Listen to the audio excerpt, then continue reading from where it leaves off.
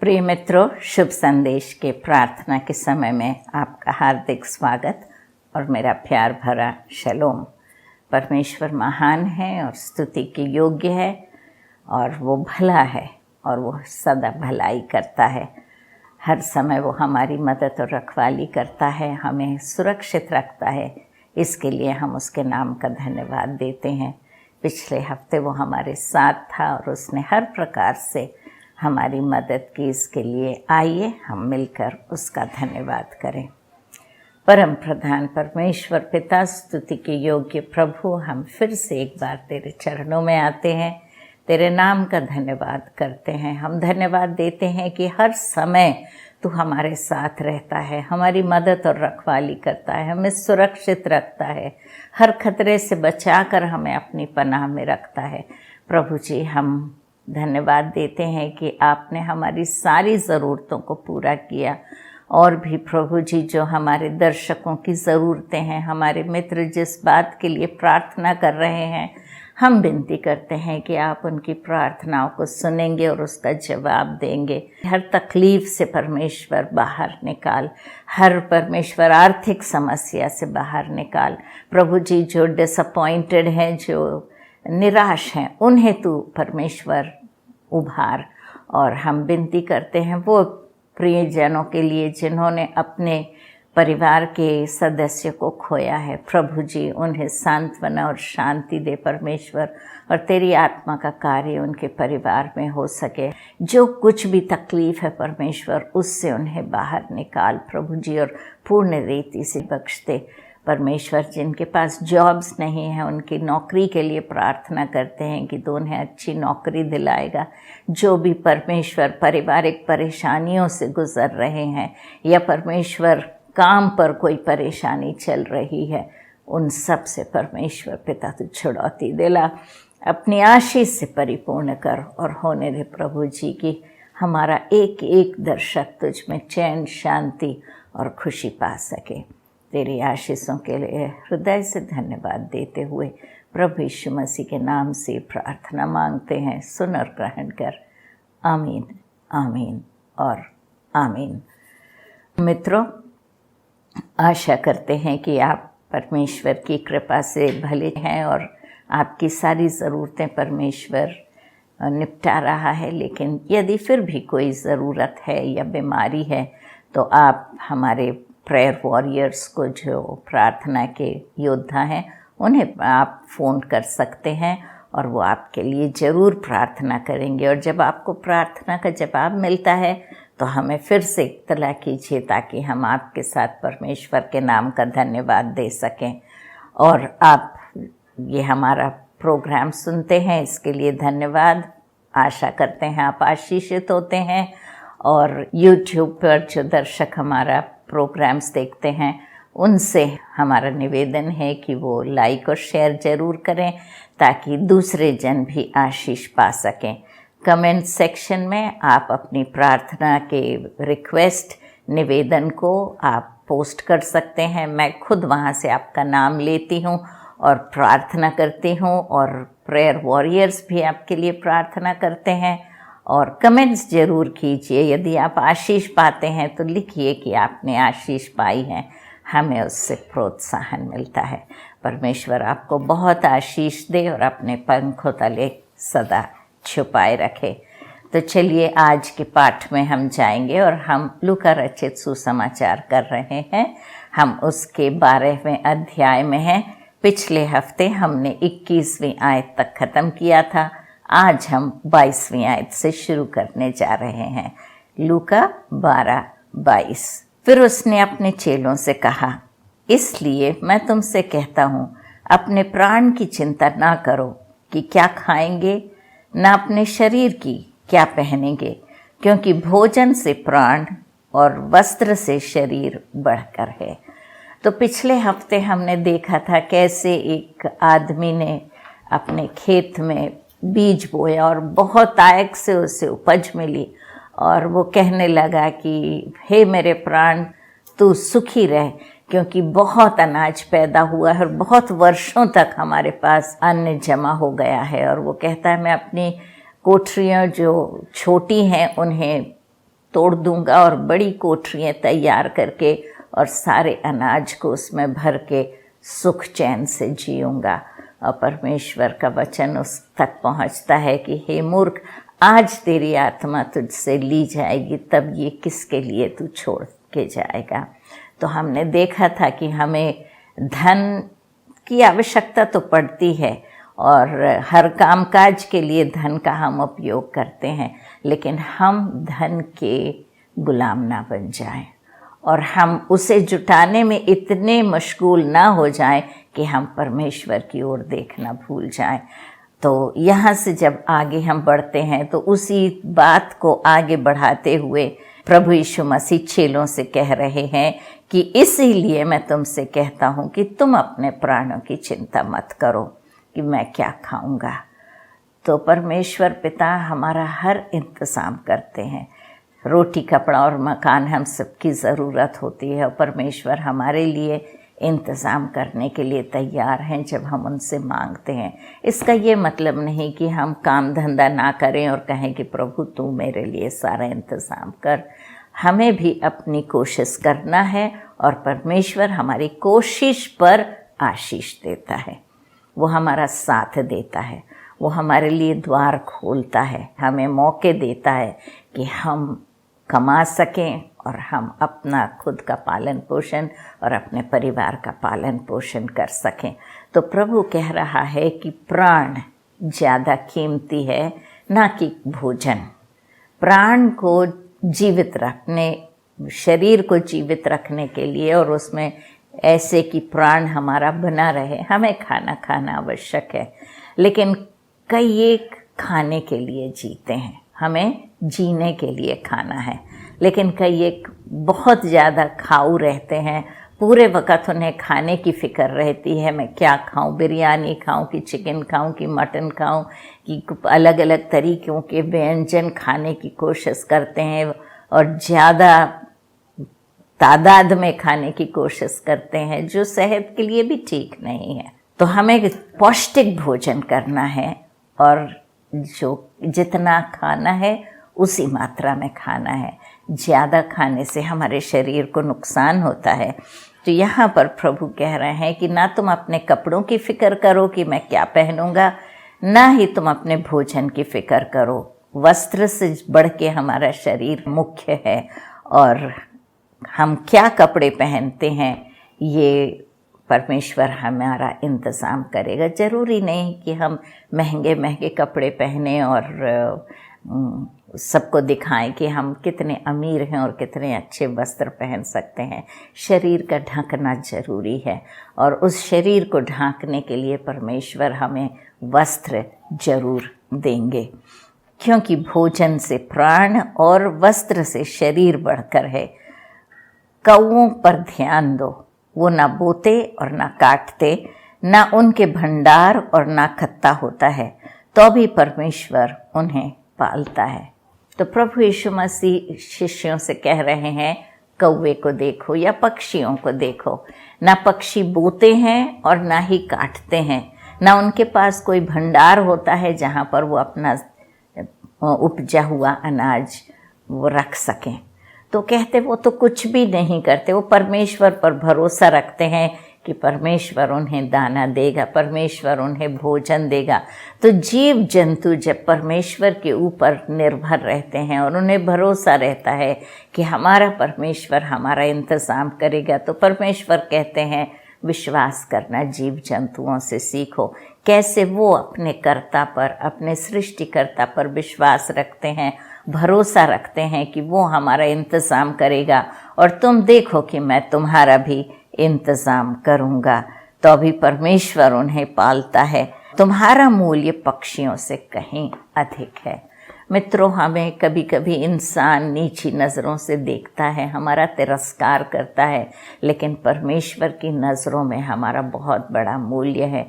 कितना मूल्य है ये प्रभु यीशु मसीह ने क्रूस पर चढ़कर बताया कि हमारा मूल्य इतना है कि वो अपनी जान देने को उसके लिए तैयार है। उतना बड़ा मूल्य है कि परमेश्वर ने अपना खून देकर हमें खरीदना चाहा वो मूल्य उन्होंने हमारे लिए चुकाया। तो हम परमेश्वर की नज़रों में बहुमूल्य हैं। और यदि आपको कोई नीची नज़रों से देखता है, जात पात की वजह से या रंग रूप की वजह से, या आप ज़्यादा पढ़े लिखे नहीं हैं, या आपका छोटा ओहदा है, या आप गरीब परिवार से हैं, या किसी भी कारण आपको नीची नज़रों से कोई देखता है, कोई आपका तिरस्कार करता है, तो आज मैं आपको बताना चाहती हूँ कि आप उसे अपने दिल पे ना लें और विश्वास ना करें कि आपका मूल्य कमती है। आप मूल्यवान हैं, आप बहुमूल्य हैं और आप परमेश्वर की नज़रों में काबिल हैं। तो हम परमेश्वर की नज़रों से अपने आप को देखें। वो मुझसे और आपसे प्रेम करता है। हम अपने आप से प्रेम करना सीखें। हम खुद अपनी नज़रों में अपने आप को गिरा देते हैं, क्योंकि दूसरे हमसे कहते हैं कि तुम इस काबिल नहीं हो, कि तुम निपुण नहीं हो, तुम योग्य नहीं हो और तुम्हारी औकात नहीं है। इस प्रकार के शब्द इंसान हमारे लिए इस्तेमाल करते हैं। बेकार हो, तुम नालायक हो। तो जब हम ये सब शब्दों को सुनते हैं तो हम सोचते हैं कि हम किसी काम के नहीं हैं और हमारा कोई मूल्य नहीं है। लेकिन जो बात, जिस पद से इंसान हमें संबोधित करता है, वो ज़रूरी नहीं है कि वो सच हो, क्योंकि परमेश्वर ने हमें बनाया है। हम उसके हाथों की रचना है और उसके हाथों की रचना खराब नहीं होती और उसने हमें अपने स्वरूप में बनाया है। तो क्या परमेश्वर का स्वरूप का कोई मूल्य नहीं होता? बहुत अधिक मूल्य होता है। आप मूल्यवान हो, आप योग्य हो, आप दक्ष हो। आपकी औकात है कि आप कुछ दुनिया में बने। तो आप अपने आप को नीची नज़रों से ना देखें। आप अपने आप को प्यार करना सीखें, क्योंकि परमेश्वर यहाँ पर प्रभु यीशु मसीह कह रहा है, तुम्हारा मूल्य पक्षियों से कहीं अधिक है। वो कह रहे हैं कि यदि पक्षियों का लेखा परमेश्वर रखता है, तो तुम जो इंसान उसके स्वरूप में बनाए गए हो, क्या तुम्हारी सुधि वो ना लेगा? तुम में से ऐसा कौन है जो चिंता करने से अपनी आयु में एक घड़ी भी बढ़ा सकता है? पर प्रभु यीशु मसीह उनसे प्रश्न पूछ रहे हैं, कह रहे हैं कि क्या तुम फिक्र क्यों करते हो? और मित्रों, आज मैं ये बात आपको बोलना चाहती हूँ, फिक्र करने से हमारा नुकसान होता है, हमारा कोई फ़ायदा बिल्कुल नहीं होता। हमारी हेल्थ पे, हमारे स्वास्थ्य पे उसका असर पड़ता है, हमारे आजू बाजू वालों पर उसका असर पड़ता है, हमारा मूड खराब रहता है, चिड़चिड़े हो जाते हैं, हम हर बात को गुस्से से करते हैं और फ़ायदा तो कुछ भी नहीं होता उससे। हमारी हेल्थ, हमारा स्वास्थ्य बिगड़ता है उससे, फिक्र करने से। आजकल स्ट्रेस के लिए कितनी दवाइयाँ लोग ले रहे हैं, और स्ट्रेस करने से अगर वो काम बन जाए तो स्ट्रेस लें, लेकिन स्ट्रेस लेने से कोई काम बनता नहीं है, बल्कि जो काम हम कर रहे होते हैं वो भी बिगड़ जाता है, क्योंकि हमारा ध्यान नहीं लगता। इसलिए परमेश्वर का वचन कहता है, अपनी सारी चिंताएं मुझ पर डाल दो, क्योंकि मुझे तुम्हारी चिंता है। तो हम परमेश्वर के ऊपर अपना सारा भार डालें, चाहे कितनी भी बड़ी छोटी फिक्र हो, समस्या कितनी भी बड़ी हो। आप कहें, सिस्टर आपको क्या मालूम मैं कितने गंभीर समय से गुजर रहा हूँ या गुजर रही हूँ, आपको मेरी समस्या क्या मालूम, बहुत बड़ी समस्या है। हाँ, हो सकता है कि बहुत बड़ी समस्या है, लेकिन क्या फिक्र करने से वो समस्या छोटी हो जाएगी या घटेगी? नहीं ना। तो फिर फिक्र करने से क्या फ़ायदा? उसके बदले परमेश्वर का वचन कहता है कि हर हालत में हम परमेश्वर के नाम का धन्यवाद दें। तो हम उसके नाम का धन्यवाद दें, उसकी स्तुति करें, उस पर भरोसा रखें, क्योंकि वो हमारा स्वर्गीय पिता है और वो हमसे बहुत प्यार करता है और उसने वायदा किया है कि वो हमारी हर ज़रूरतों को पूरा करेगा। तो हम उस पर भरोसा रखें और समय पे वो हमारी ज़रूरतों को ज़रूर पूरा करेगा मित्रों।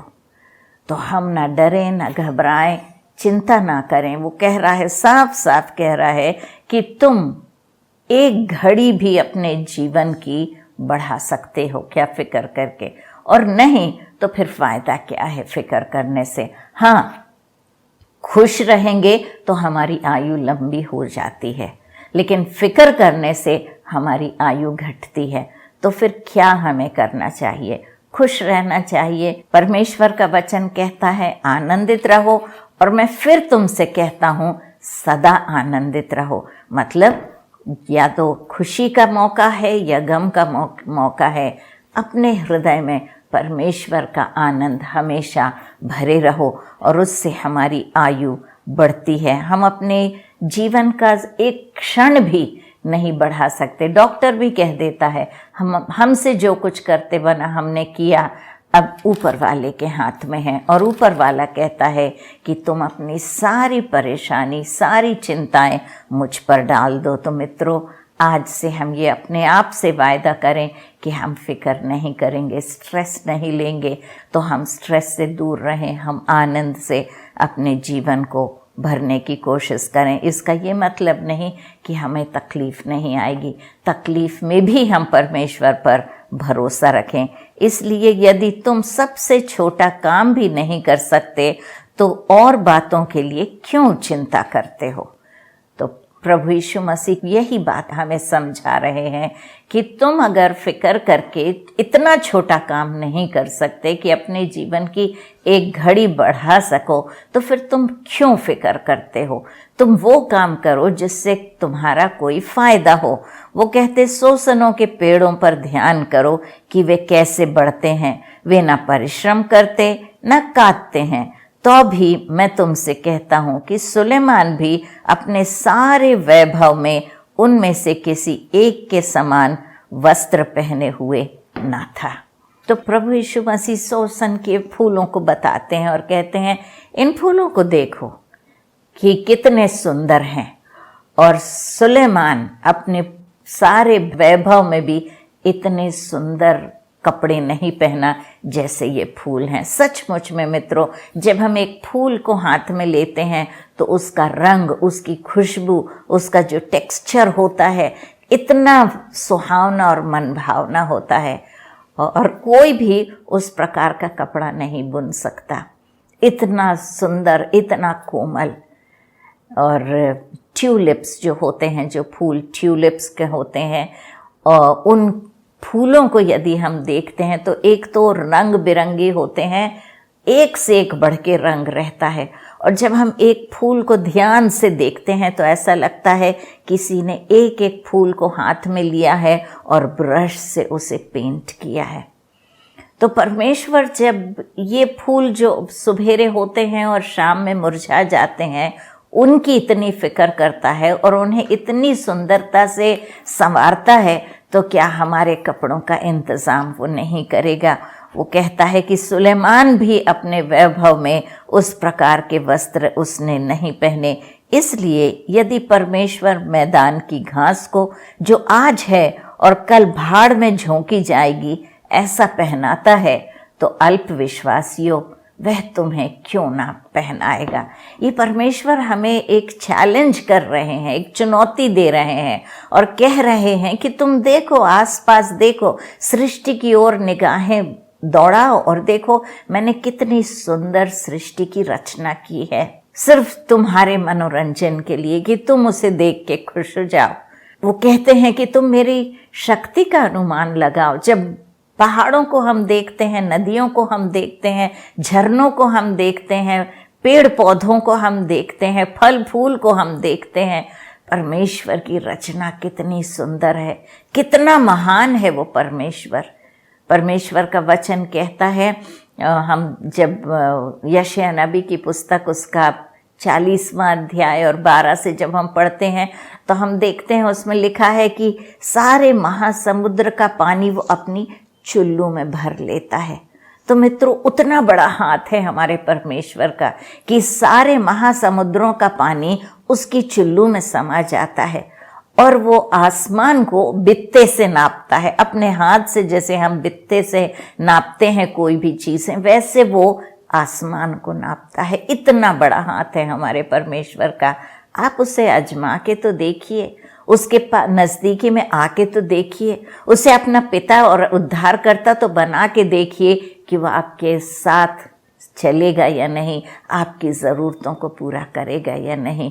वो ना सिर्फ आपकी आत्मिक इच्छाओं को और आत्मिक वरदानों से आपको भरेगा, परंतु वो शारीरिक ज़रूरतों को भी आपकी पूरी करेगा। तो वो कहता है कि ऐसे घास के फूल जो सुबेरे होते हैं और शाम में भाड़ में झोंके जाते हैं, यदि उनको परमेश्वर पिता इतना सुंदर बनाता है, तो हे अल्प विश्वासियों, वो हमें अल्प विश्वासी कह रहे हैं क्योंकि वो कह रहे हैं क्या तुम्हें भरोसा नहीं है इस परमेश्वर पर? क्या तुम उस पर विश्वास नहीं करते कि वो तुम्हें सुंदर वस्त्र पहनाएगा? और तुम इस बात की खोज में ना रहो कि क्या खाएंगे और क्या पिएंगे, और न संदेह करो, क्योंकि संसार की जातियां इन सब वस्तुओं की खोज में रहती हैं और तुम्हारा पिता जानता है कि तुम्हें इन वस्तुओं की आवश्यकता है। तो प्रभु यीशु मसीह एक चेतावनी हमें दे रहे हैं और वो यहाँ पर हमसे बातें करते हुए कहते हैं कि तुम इस बात की खोज में ना रहो कि क्या खाएंगे और क्या पिएंगे, और ना संदेह करो। हमारे मन में ये शक होता है, हम कहते हैं हम क्या खाएंगे क्या पिएंगे, बल्कि हम रोज हमारे घरों में यही क्वेश्चन रहता है, आज क्या पकाएं। हम पूछते हैं, बच्चों से पूछते हैं, या बच्चे माँ बाप से पूछते हैं, या नौकर जो घर में खाना पकाता है वो मालकिन से, मालिक से पूछता है कि आज क्या पकाना है। और हम चीज़ें खरीद के लाते हैं, अलग अलग चीज़ें, कितना समय बिताते हैं हम किचन में। तो हमारा आधे से ज़्यादा दिन हमारा किचन में चला जाता है, नाश्ता बनाने में, दिन का खाना, रात का खाना बनाने में, फिर चाय के साथ कुछ अल्पाहार बनाने में। तो हम इतना समय बिता देते हैं खाली किचन में अपने पेट के लिए। प्रभु यीशु मसीह कह रहे हैं तुम इस बात की फिक्र ना करो, तुम इसके पीछे समय इतना व्यर्थ ना करो, अपने पेट को, अपने खाने को इतना ज़्यादा महत्व ना दो। कई एक तो हमारे यहाँ हम लोग इतना ज़्यादा खाने को महत्व देते हैं कि इतनी डिशेस होना है, इस तरीके से बनाना है, मसाला इस तरीके से पीसना है, अलग अलग तरीके से। तो यहाँ प्रभु कह रहे हैं कि तुम इस बात की फिक्र मत करो और ना ही संदेह करो, क्योंकि संसार की जातियाँ इन सब वस्तुओं की खोज में रहती हैं। मित्रों, हम जो परमेश्वर के बच्चे हैं, हमें इन चीज़ों की फ़िक्र करने की ज़रूरत नहीं है। ये अन्य जातियाँ इस बात की फ़िक्र करती हैं, वो इस खोज में लगी रहती हैं कि हम क्या खाएंगे, क्या पिएंगे, क्या पहनेंगे, क्या ओढ़ेंगे। ये उनकी प्रार्थना है, ये वो देखते रहते हैं, ढूंढते रहते हैं, इन वस्तुओं के पीछे वो भागते रहते हैं। लेकिन हम जो विश्वासी हैं, हम इसके पीछे ना भागें। यदि हम मत्ती रचित सुसमाचार उसका 6वां अध्याय और उसकी 33वीं आयत में देखते हैं, तो वो कहता है कि तुम मेरी नीति और मेरे राज्य को ढूंढो, तब ये सारी वस्तुएं तुम्हें दे दी जाएंगी। तो मित्रों, ये हमें परमेश्वर उचित रूप से देने के लिए तैयार है। हमें उसके लिए कोशिश नहीं करना है और ना ही उसके पीछे भागना है।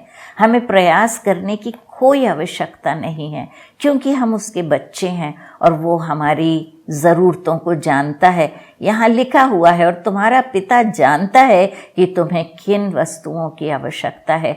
हमारा परमेश्वर हमारी हर आवश्यकता को जानता है, चाहे वो छोटी हो या बड़ी हो, आर्थिक समस्या हो, मानसिक समस्या हो, शारीरिक समस्या हो या हमारी आत्मिक समस्या हो। हर समस्या को, पारिवारिक समस्या को, हर समस्या को वो जानता है और हर समस्या से छुड़ौती देने का वो वायदा करता है। उसके पास हर सवाल का हल है।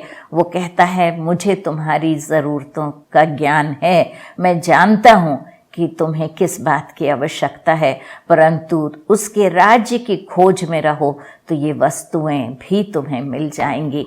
तो वो कहता है कि तुम परमेश्वर की राज्य की खोज करो, तुम उसके राज्य के लिए प्रयास करो, तुम उसके राज्य के लिए काम करो, तुम आत्माओं को बचाने की कोशिश करो, तुम प्रार्थना करो, तुम वचनों को पढ़ो, तुम वचनों को याद करो, तुम भले काम करो, तुम एक गवाह बनकर परमेश्वर के वचनों को दूसरों तक पहुंचाओ। जो अन्य जाति के लोग जो प्रभु यीशु मसीह के बारे में नहीं जानते, उन तक ये सुसमाचार फैलाओ। जो तकलीफ में हैं उनकी जाके तुम मदद करो। और परमेश्वर का वचन कहता है तुम उसके राज्य की खोज करो, तब ये सारी वस्तुएं अपने आप तुम्हें दे दी जाएंगी। तो मित्रों, हम आज ये बात का निर्णय करें कि हम फिक्र ना करें कि हमें ये सारी वस्तुएं कैसे मिलेगी, रोजी रोटी वो हमें हर चीज़ की, हमारी सारी ज़रूरतों का इंतज़ाम करेगा। हम केवल प्रार्थना में लगे रहें, उसके राज्य को बढ़ाते रहें, उसकी सेवकाई में लगे रहें और सारी आशीषें वो हम पर उंडेलने को तैयार है। आइए हम प्रार्थना करें। परम प्रधान परमेश्वर पिता, हम तेरे नाम का धन्यवाद करते हैं। हाँ प्रभु जी, हम समस्याओं से जब घिर जाते हैं और हमें किसी बात की कमी महसूस होती है तो हम परेशान हो जाते हैं, फ़िक्र करने लगते हैं और हम कहते हैं कि अब हमें कौन, हमारी रोज़ी रोटी कौन देगा, कि कपड़ा कहाँ से आएगा पहनने के लिए और हमारी ज़रूरतें कैसे पूरी होंगी।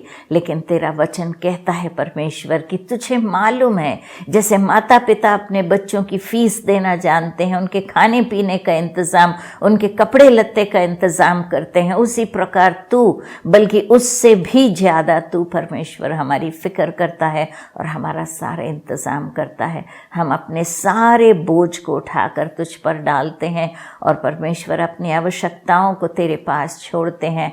हम तेरे कार्य और तेरी सेवकाई के लिए तैयार हैं। प्रभु जी, हमें इस्तेमाल में ला और होने दे कि हम तेरे राज्य को बढ़ाने के लिए परमेश्वर अपने आप को लगा दें। और जब हम तेरा कार्य करेंगे तो तू हमारी ज़रूरतों को पूरा करेगा और हमारे कार्यों में हमें सफलता प्रदान करेगा। सारी आशीषों के लिए धन्यवाद देते हैं। फिर से एक बार हर एक भाई बहन के लिए प्रार्थना करते हैं। हर एक उस भाई बहन के लिए प्रार्थना कर जो किसी समस्या का सामना कर रहा है, हर एक को छुड़ौती दे और आशीष से परिपूर्ण कर। और अगले हफ्ते तक हम सबको अपने पंखों तले संभाले रख। आशीषों के लिए हृदय से धन्यवाद देते हुए प्रभु यीशु मसीह के नाम से प्रार्थना मांगते हैं। सुन और ग्रहण कर। आमीन, आमीन और आमीन। जय मसीह के मित्रों, अगले हफ्ते फिर मुलाकात होगी। तब तक परमेश्वर आपको अपने पंखों तले छुपाए रखे। आमीन।